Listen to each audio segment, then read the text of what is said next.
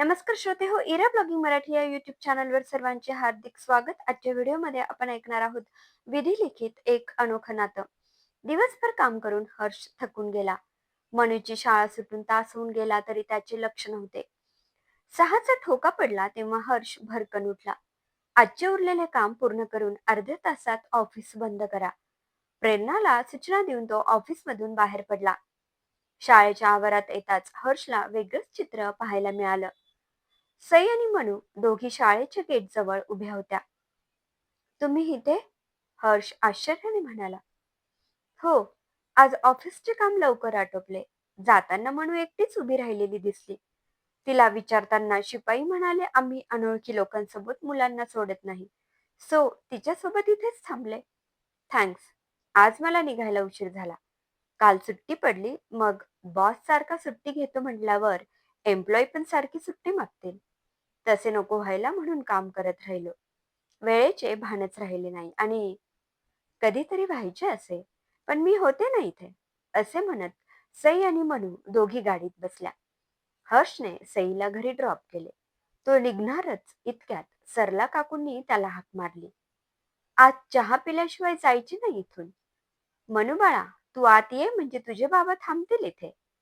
काकूंनी झटपट नाश्ता बनवला. त्या दिवसापासून मनू रोजच इथे येऊ लागली. सईला तिचा फार लळा लागला.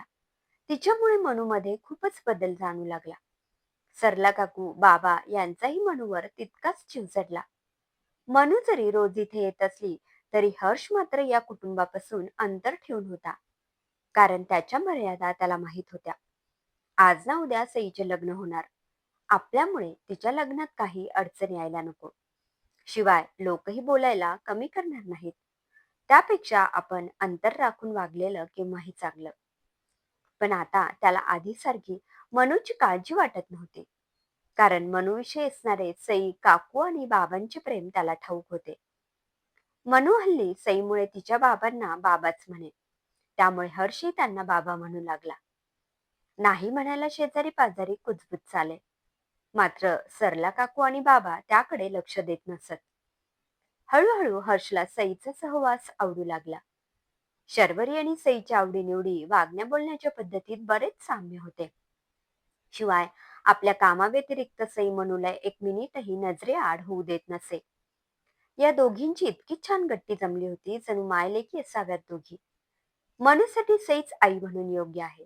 हर्षच्या मनाने कौल दिला आणि माझे काय? सईला लग्नासाठी विचारावे की नको?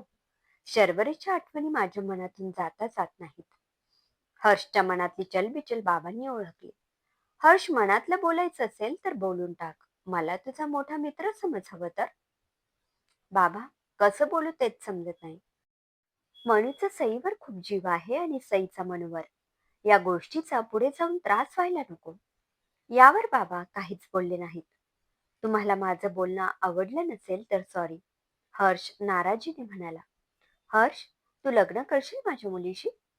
बाबांनी विचारलेल्या प्रश्नाने हर्षचा गोंधळ उडाला. माझ्या सईशी लग्न करशील? बाबा पुन्हा म्हणाले. हे कसे शक्य आहे बाबा? सईचं हे पहिलंच लग्न. तिच्या खूप अपेक्षा असतील, स्वप्न असतील, त्यात मी कुठेच बसत नाही. खरं तर शर्वरी आणि माझा प्रेमविवाह, दोघांच्या आई वडिलांचा विरोध होता आमच्या लग्नाला. मग कॉलेज संपल्यानंतर पुढच्या वर्षी लगेचच आम्ही लग्न केलं. एका वर्षात मनूचा जन्म झाला, पण दोघांच्या आई वडिलांचा विरोध कायम राहिला. साधारण 4 वर्षापूर्वी एका अपघातात शर्वरी आम्हा दोघांना सोडून गेली. त्याचा दोष माझ्या माथी लागला. तिच्या आई वडिलांनी मलाच दोषी मानलं. यातून सावरण्याच आम्ही घर बदललं. आता मी माझ्या आईच्या संपर्कात असतो, पण वडील अजूनही बोलत नाहीत माझ्याशी. हर्ष, यातल्या बऱ्याचशा गोष्टी मला माहीत आहेत. तुझी माहिती बाहेरून कळायला मला फारसा वेळ लागला नाही. शेवटी मीही एक बाप आहे रे. काहीतरी विचार करूनच मी हा प्रश्न तुला विचारला असेल ना. मी चांगलंच ओळखतो माझ्या मुलीला. सईच्या डोळ्यात तुझ्यासाठी प्रेम दिसतं आणि मनूसाठी माया. पण कदाचित समाजाचा विचार करून ती काही बोलत नसेल. पण तुम्ही दोघे समाजाचा विचार करू नका. कारण समाजात नव्या विचारांचे स्वागत खूप उशिरा होते. बघ, विचार करून निर्णय घे. कदाचित हे विधिलिखित असेल. बाबा म्हणाले. सई, तुला मनूबद्दल काय वाटते? सरला काकू अचानक म्हणाल्या, आई, का कोणास ठाऊक, पण असे वाटते तिचे आणि माझे जन्मोजन्मीचे काहीतरी नाते असावे. खूप जीव आहे माझा तिच्यावर. खूप आवडते ती मला. बघ ना, आम्ही दोघे एकत्र असल्यावर सगळे विचारतात, आम्ही मायलेकी आहोत का म्हणून. सई सहज बोलून गेली. आणि हर्षबद्दल काय वाटते तुला? सरला काकूने पुन्हा प्रश्न केला. हर्ष माझा चांगला मित्र आहे, एक चांगला बाप आहे. आवडतो तो मला. बस इतकंच. आमच्या नात्याची सुरुवात जरा हटके झाली, पण माझा जीव. सई बोलता बोलता अडखळली. तिच्या चेहऱ्यावर लाजेचे भाव उमटले. तशा सरला काकू बाबांकडे पाहत म्हणाल्या, आयुष्यभरासाठी एक जोडीदार म्हणून कसा वाटतो तुला हर्ष? अगदी मनमोकळेपणाने बोल. आई, अगं त्याचं लग्न झालं आहे. शिवाय त्याला एक मुलगी आहे. मी त्याच्याशी लग्न करायला भलेही तयार होईल, पण तो तयार व्हायला हवा ना लग्नासाठी. आणि तसं झालं तर लोक काय म्हणतील? त्याची श्रीमंती पाहून लग्न केलं हिने, असंच म्हणतील. नको ते बोलतील सारे. याचा सगळ्यांना त्रास होईल. सई भडाभडा बोलून गेली. आणि तो तयार असेल तर? बाबा मध्येच म्हणाले. बाबा, म्हणजे तुमचं बोलणं झालं आहे या विषयावर? सई गोंधळून म्हणाली. सई, काही माणसं आपल्या आयुष्यात येतात ती पूर्वजन्मीचं नातं असतं म्हणून. कदाचित ऋणानुबंध असावेत काहीतरी खास. मी आणि तुझ्या आईने हा निर्णय खूप विचार करून घेतला आहे. समाज असे म्हणशील तर आपण कसेही वागलो तरी समाज नावे ठेवतोच. मान्य आहे, हे तुझं पहिलं लग्न आहे. तुझ्या खूप साऱ्या अपेक्षाही असतील. पण हर्षसारखा मुलगा मिळणे भाग्यात असेल तर ते का नाकारावे? आणि मनूला आई हवीच. आईचे प्रेम तू तिला देशील याची खात्री आहे आम्हाला, बाबा म्हणाले. बाबा, माझ्या जास्त अपेक्षा नाहीत. फक्त त्याने मला सांभाळून घ्यावं, माझ्यावर भरभरून प्रेम करावं. बाकी मी माझ्या परीने संसारासाठी सगळं करेन, सई म्हणाले. हर्षचे कुटुंब पूर्ण होईल. त्याला हक्काची बायको आणि मनूला हक्काची आई मिळेल. किती जीव लावला आहे पोरीने. त्या लेकरासाठी जीव तुटतो ग. सर्वात महत्वाची म्हणजे आमची मुलगी आमच्या डोळ्यासमोर राहील. काकू आपले डोळे पुसत म्हणाल्या. आपल्या आई बाबांनी आपल्यासाठी इतका पुढारलेला विचार करावा हे सईसाठी नवीनच होते. बराच विचार करून तिने या लग्नाला होकार दिला. तिला खात्री होती मनूचा ती नीट सांभाळ करू शकेल आणि हर्ष तिला आवडत होताच. सई सरला काकूंच्या मिठीत शिरली. सईचा होकार आहे म्हटल्यावर सरला काकू आणि बाबांनी हर्षला घरी बोलावून घेतले. तो आपल्या आईला घेऊन आला. हर्षच्या आईला सई आवडली आणि हर्षच्या वडिलांनी आपला राग विसरून या लग्नाला संमती दिली.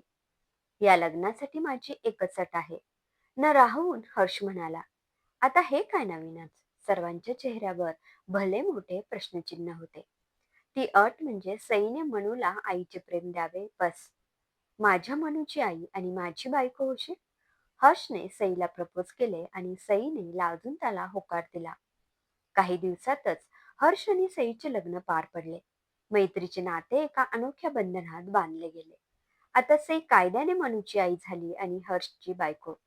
हर्ष आणि सईचं लग्न झालं असलं तरी या नात्यात थोडं अवघडलेपण होते.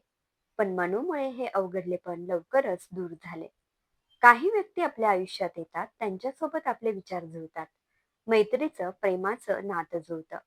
कदाचित हे विधिलिखित असतं. आपल्या आयुष्यात कोणी यावं, त्यांच्याशी आपले संबंध कसे असावेत हे दैव ठरवतं. आणि जे दैव ठरवतं तेच विधिलिखित असतं. समाप्त. लेखिका सायली जोशी. श्रोतेहो, कशी वाटली ही कथा कमेंटमध्ये अवश्य कळवा. पुन्हा भेटूया एका नवीन कथेसह. धन्यवाद.